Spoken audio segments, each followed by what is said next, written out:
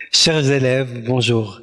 Alors, nous retrouvons aujourd'hui pour le dernier chapitre de cette partie concernant l'Excel.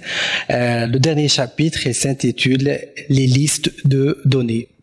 L'objectif de ce cours, c'est utiliser à bon escient des options de base de données offertes par le tableur Excel.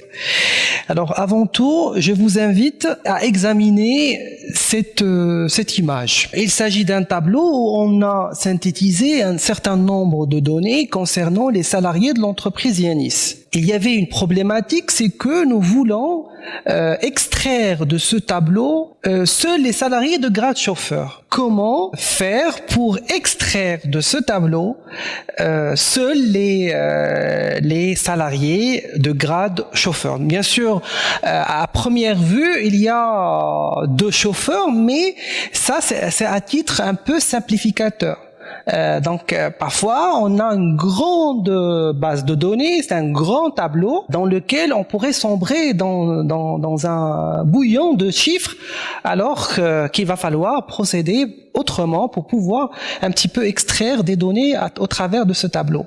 Alors, il y a, bien sûr, heureusement, il y a une solution qui est fournie par la liste des données, telle qu'il est fournie par Excel. On va tout d'abord découvrir une terminologie concernant la base de données. On va trier les données, on va découvrir comment filtrer les données, et puis on va faire des analyses sur les regroupements. C'est quoi tout d'abord une liste de données? Une liste de données, dans le langage Excel, c'est un tableau de données avec des colonnes qui sont intitulées. Ce que vous voyez, bien sûr, devant vous, le nom, le prénom, grade, sexe, lieu de naissance, salaire, avec des données pour chaque champ. C'est une liste de données ou une sorte de base de données.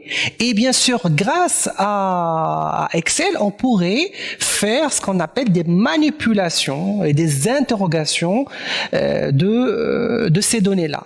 Mais voyons voir, premièrement, les champs. Alors, les champs, ce sont les noms des colonnes. Nom, c'est un champ. Prénom, c'est un champ. Grade, c'est un champ, et ainsi de suite pour le reste. Et chaque champ, il y a des enregistrements. Par exemple, Fahmi, c'est l'enregistrement au champ nom. Souad, c'est l'enregistrement au champ prénom, et ainsi de suite pour le reste. Marrakech, c'est l'enregistrement au champ lieu de naissance. En lisant une base de données, on pourrait pas trouver par exemple dans le champ sexe Marrakech. C'est pas normal, parce que une liste de données doit être organisée, doit être structurée, a un sens et liée, bien sûr. Donc ça, c'est ce qu'on appelle une liste de données ou une petite base de données. Pour faire des manipulations de cette base de données, on va faire ce qu'on appelle des requêtes. Requêtes, ce sont les questions, les différentes manipulations possibles pour une base de données. Quelles sont les différentes manipulations possibles? On a le tri et le filtrage. C'est quoi le fait de trier? Donc voilà, je vais vous montrer. Trier, c'est-à-dire organiser les données. C'est ça les tris. Alors on a bien sûr deux types de tri. Alors s'il s'agit des champs qui sont composés de caractères, on va faire un tri de A à Z ou Z à A, c'est-à-dire un classement alphabétique ou un classement alphabétique inversé, ou bien les champs dont les données sont numériques. À ce moment-là, on va faire du plus petit au plus grand ou inverse, c'est-à-dire du plus grand au plus petit. Concrètement, je reviens bien sûr à la base de données de tout à l'heure. Alors, il y a le champ nom, c'est caractère, parce que dans le champ nom, on va pas trouver des chiffres, on va trouver des noms. Dans le champ prénom, c'est caractère, on va pas trouver des chiffres. Grade, la même chose, sexe, la même chose, lieu de naissance, la même chose, mais par contre, salaire, c'est un champ où il y a des numériques, il y a des chiffres à ce moment-là. Donc, pour les noms, prénoms, grade, sexe, lieu, on pourrait faire de tri de A à Z et ou bien de Z à A. Et pour les salaires, on va faire un tri de plus petit au plus grand ou inverse, de plus grand au plus petit. Donc concrètement, alors je vous invite bien sûr, comme de coutume, d'ouvrir votre PC, de reproduire textuellement la base de données, donc la liste de données quand vous voyez devant vous, sur une feuille Excel. Vous pouvez la nommer. Voilà la liste. Donc j'ai élaboré la liste et bien sûr je vous invite bien sûr à élaborer cette liste. Voilà, j'ai nommé l'onglet, voilà, je l'ai nommé et je l'ai colorié en fait pour nommer entre parenthèses pour nommer un onglet. Donc vous mettez renommer, voilà, donc voilà, coloré, couleur d'onglet. Donc je vais choisir le violet. Alors voilà la base de données. Je vais trier les enregistrements du champ nom par ordre alphabétique. Qu'est-ce que je vais faire? Je vais cliquer sur le champ nom et bien sûr je vais aller à cet onglet-là qui est alors accueil, trier et filtrer, sinon données, trier. Alors, vous avez bien sûr le choix. Donc, je vais prendre accueil, trier et filtrer, et je vais faire trier de A à Z. Voilà, ils sont triés de A à Z, c'est-à-dire on va commencer par Ammari et Azizi parce que AM, le M il est dans l'ordre alphabétique, il y a le M avant le Z et ainsi de suite. F, K, R, S, S, donc et ainsi de suite. Je pourrais, par exemple, prénom, je pourrais faire la même chose.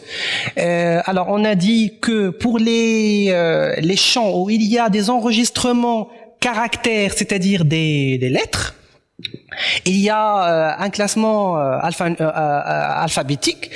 Pour ce champ-là, qui est salaire, si je clique sur trier, ça va nous donner trier de plus gros au plus petit, d'une manière, c'est par défaut, intuitive. Donc, alors je vais commencer par le plus grand au plus petit. On va voir que Azizi Karim, qui a le salaire le plus élevé, donc, ou bien le plus petit.